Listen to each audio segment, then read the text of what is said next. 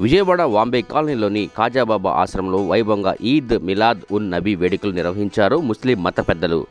అంతిమ దైవ ప్రవక్త మొహమ్మద్ ముస్తఫా సల్లల్లాహు లహేహే వసలం మహనీయుల జన్మదినం వేడుకలు పురస్కరించుకొని విజయవాడ అజిత్ సింగ్ నగర్ వాంబే కాలనీలోని మత సామరస్యానికి ప్రత్యేకంగా విరజిల్లుతున్న ఆస్థానే గరీబ్ నవాజ్ అజ్మీర్ షరీఫ్ ఖాజాబాబా వారి ఆశ్రమంలో ఈద్ మిలాన్ ఉన్ నబీ వేడుకలు ఘనంగా నిర్వహించారు.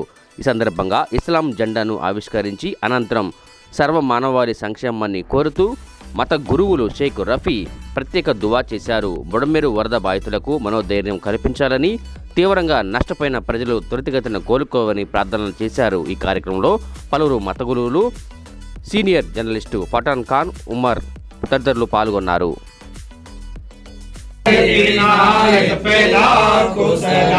मुस्तफा जाने रहमत पे लाखों सलाम, शमे बज़ में हिदायत पे लाखों सलाम, कुल जहां मिल्क और ज़ौकी रोटी गिज़ा कुल మొహమ్మద్ ముస్తఫా సల్లల్లాహు అలైహి వసల్లం మహాత్ముల వారి జన్మదిన వేడుకలుచుకొని ఈరోజు విజయవాడ వాంబే కాలనీలో మత సామరస్యానికి ప్రతీకగా విరాజిల్లుతున్న ఆస్థానాయ గరీబ్ నవాజ్ అజ్మీర్ షరీఫ్ ఖాజాబాబా ఆశ్రమంలో ఈదే మిలాదున్ నబీ వేడుకలను అత్యంత భక్తి శ్రద్ధలతో ఫాతిహా జరిగింది.